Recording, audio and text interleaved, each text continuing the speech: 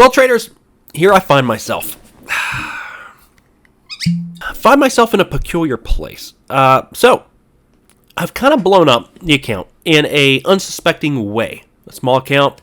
I was trying to have a proof of concept. So, I'm trying to shake off any ring rust that I may have had. And we're going to dive into what's happened with the trading since the beginning of the year, January 1st until now. We're going to take a hard look inwardly, being introspective. That's why a lot of traders don't stick around too long, right? Because we're confronted with our flaws in ourselves. And the longer you do this, you realize the less trading has to do with strategy and the more it has to do with mastering yourself. You got to have your edge. You got to know your signal, right? What is a signal? Well, it's your edge is saying that this has a higher probability chance of one thing happening over the other. That's all it's saying. It's not guaranteeing anything. It's not a certainty. It's just simply an edge. We're trading the probabilities, not focused in on the trade-by-trade basis. Now, with my account, I did not blow up on one trade, thankfully.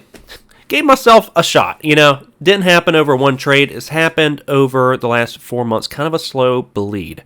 And it hasn't been a slow bleed based on the trades. The majority of my money lost has been, and I'll show you guys right now, started with about 1,000. This is since January 1st, and I scroll all the way down looking at the report. I've lost the most on commission, so could have been over trading. Didn't give myself a real shot here because of my sizing. I thought I could size smaller than I actually can. So I've grossed since the start of the year $35. But the ECN commissions, it's not a lot. I'm not going to blame entirely the commissions because that's January 1st. We have 4 months of trading. So that's reasonable, right? With the platforms and everything. I mean, DOS alone's $250. So averaging like $150, $60 a month in fees and platform cost. That's where I've lost most of the money. I've actually made money. I've been trading sideways, but have lost money not sizing up properly. What's really neat is we can actually take a look at our trade performance. I encourage you to do this on the Pro Reports if you haven't already. You can generate that, and you can actually look at your winning percentage. Your average winning trade, mine's $20.78, gross average. And the gross loser here, average is $16.16. So my average winner, bigger than the loser. I do like that. 137 winners, 174 losers. That's part of the problem there. 42% win rate. Not great. My average hold time for the winner is an hour, and the loser's 47 minutes. So I am happy about that. Traditionally, my problem has been not holding the winners long enough. So that's something I've improved on. I'm working on it. I'm holding the winners longer, and I'm seeing a significant difference there. Along the way on this challenge, though, I did break rules several times, including today. And we all have different rules, right, that we have to respect, and we probably all break rules from time to time, and that does suck. And I've had to make new rules along the way. I'll share some of those with you guys. I don't know if you have them on your account, but with this next account, guys, we are going to grow it. I'm so confident we're going to grow it because the last 4 months, my trading's been sideways. I know what to improve on. Consistency, I've always said, starts in the mind, not in the market. And once we can truly master ourselves, we can master the market. For the book, mind over market. And something I do notice, because I've been in this space for a while with newer traders, is what they do is they have a tendency to lean on variables such as indicators, technical analysis, to push them towards consistency, when those just, in my opinion, they create more noise and bias. You get all these indicators, more of them on your chart, it's going to create more bias. So you're actually going to lean more into X, Y, and Z that you're trading and potentially lose more money. When we have to understand probabilities, what does it say? Probabilities. An inherent risk, right? Risk says more things can happen than will happen. We never know which one of our trades is going to be green. Yeah, it might be a pocket pair of ace hand, but even the pocket pair of ace hands lose from time to time. And again, I'm preaching to myself here where I'm saying don't trade any certainties. Trade the probabilities. Even with my consistency rate, which has only been 42%, if I let those winners run, if I let the monster winners run, we can see some profitability. I'm mainly a short bias trader. I think part of the problem, which I was talking in chat about, is this bull back here. I need to get a grizzly bear. Somebody mentioned that. Need a grizzly bear. The bull's being bad luck to me right now. I want to go over some rules that I put on my account, my CPro account, that I think would be beneficial, maybe for you guys too. My goal in this has always been to help jumpstart your trading journey. I believe I can help you guys out with that, and that's what I'm focused on here today. So one of my rules is do not marry a ticker. Tickers are not strippers. They're not loyal. Don't marry them. Another one. Losers. Add to losers. Don't add to losers. So one thing I'm really going to focus, and I'm going to write this down right now, actually, is I need to scale into the winners. For one, obviously the fees are a little bigger, so you guys let me know. I'm curious about your thoughts. This is a group project right here. It's a proof of concept, but I'm here to help you guys with your small accounts as well. And I don't want you to make the mistakes that I make. We all have different trading strategies. I'm not telling you how to trade. There's universal rules that I think could benefit you and your account, though. One thing is, the winners, I would cut short. I've always had a problem with it. And the losers, I extend them or I fight them, size into them. And then I don't size into the winners. How dumb is that? It doesn't make any sense at all, does it? Sense or sense. Yeah, both words. So one thing I didn't do well with this account that I didn't give myself a shot with is I did not really size into the winners. I do want to scale winners. I do not want to scale losers. If the losers are not working, cut them. Don't size into them. If the winners are working, yeah, it's going to mess the average up, which does kind of hurt me, my ego, a little bit. It's uncomfortable. But in trading, what do we learn? Probably uncomfortable things are often good things to do, right? Like shorting euphoria rather than buying high and hoping higher. Things that are uncomfortable in the market oftentimes are good indicators. They're good emotional indicators of what we need to do. And we cannot let our ego trade for us. So I'm not going to do that. No ego. Get the ego out of there. The ego does not know how to trade. In fact, we have to detach ourselves entirely from the outcome. You're saying, Kevin, how do I do that? Detaching ourselves from the outcome is difficult. Why is that? Well, there's a lot of jobs and careers out there where the outcome is the entire focus. Pretty much every job out there. That's what makes trading unique, right? We have to detach ourselves from the outcome. What do you mean? Well, simply put, we can't be involved in it. We take the signal, set the stop. I set OCO orders. One cancels the other, and then move on. You took the signal. You don't know if it's going to work out or not.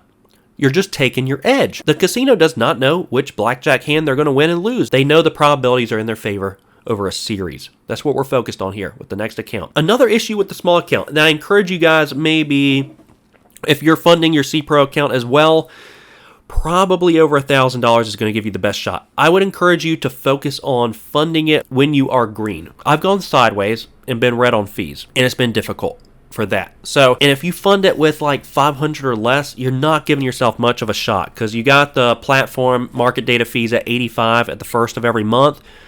Commissions in ECN aren't that much, but I've been trading a little too small. With the next account, I am going to size up a bit. I was only green $35 over like 4 months, right? Outside of commissions and whatnot. With this account, I'd like that to be $3,500. Probably more realistically, $350. Once we're consistent, all we do at that point is throw a zero on the end of the order and we're making more money. But I did break rules. I'm going to take responsibility though, because I did break rules on many of these trades. I can go over pretty much every day, and the red days are larger than the green days.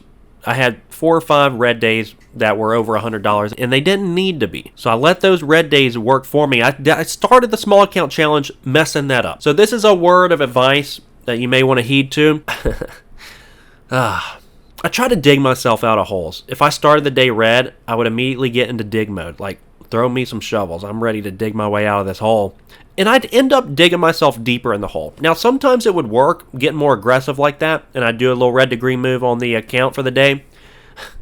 But overall, that's not a very good strategy. So it took me way too long to realize, Kevin, you need to get aggressive on the green days. That's more uncomfortable because I take profits.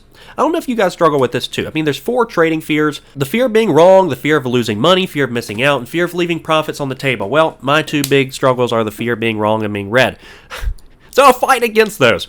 Gotta be aggressive on the green days. It's just so unnatural. There's a lot of things we have to do that feel unnatural in trading. And one of those for me that I messed up early on is my green days. I would just, $20, take it. I'm done. I want to be green. I want to be green more than I want to make money. That's how it kind of was looking back. I just want to win. I want to be right. And this time around, I want to make money. I don't just want to be green or be right. I want to make some money. And then on the red days, I did not want to be wrong. So I would fight my way from being wrong to being right. And then sometimes it would work. Sometimes it'd be disastrous. So that's when I put the max loss on the account, which I did not have before.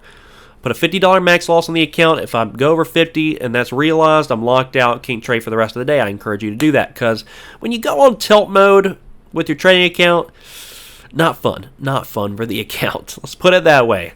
You want to avoid trading when tilted. That is something I definitely learned a little too late with this account. I need to be aggressive even when I'm green, not just red.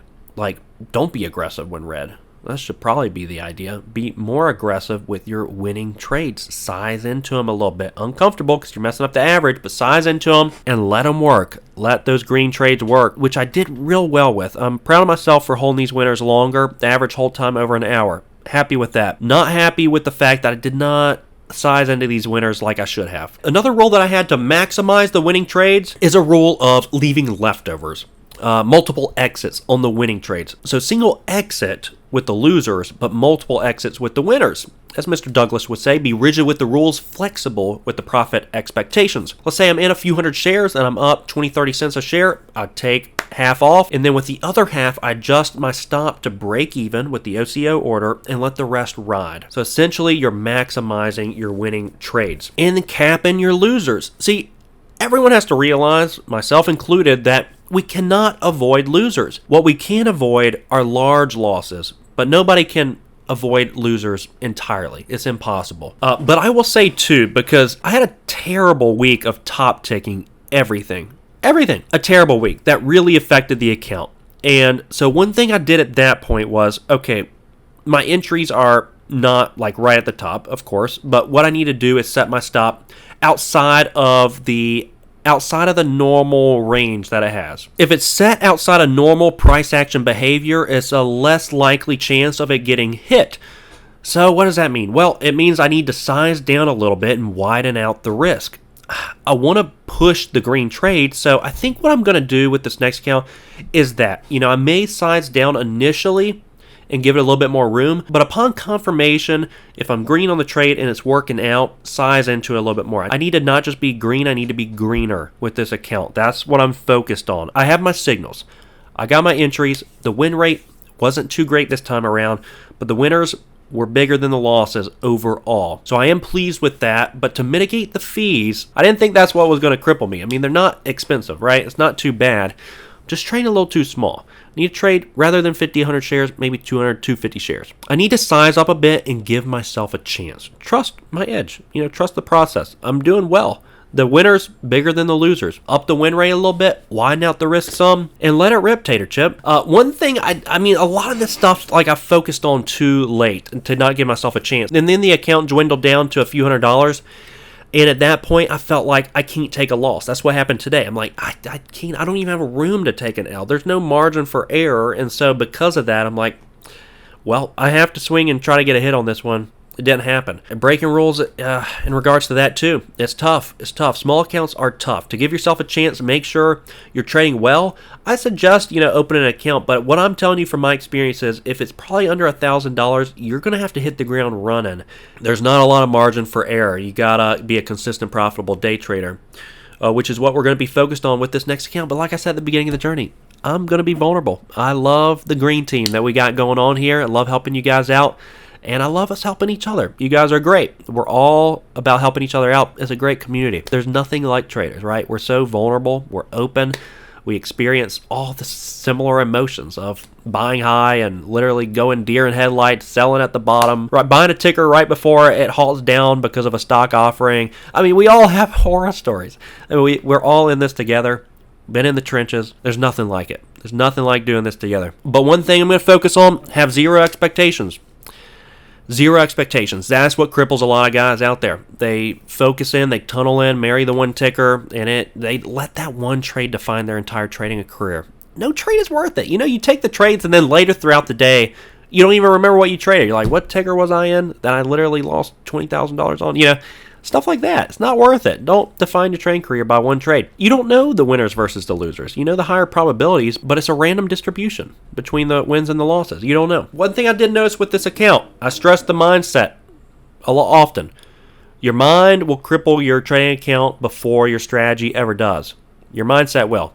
Make sure your mind is strong. Make sure you step into the market and know, I'm going to stick to the rules today. I'm going to adhere to my trading plan, to the risk. I'm not going to marry any ticker. I'm letting my winners run. Like all these things you have to go through in your head every single day. If you want to make it at this, fun, right? And you may be asking, why am I in a good mood? Well, I'm on this journey with you guys. That puts me in a good mood. And I feel optimistic. As traders, we are hopeless optimists, right? We can lose money and still see the light at the end of the tunnel.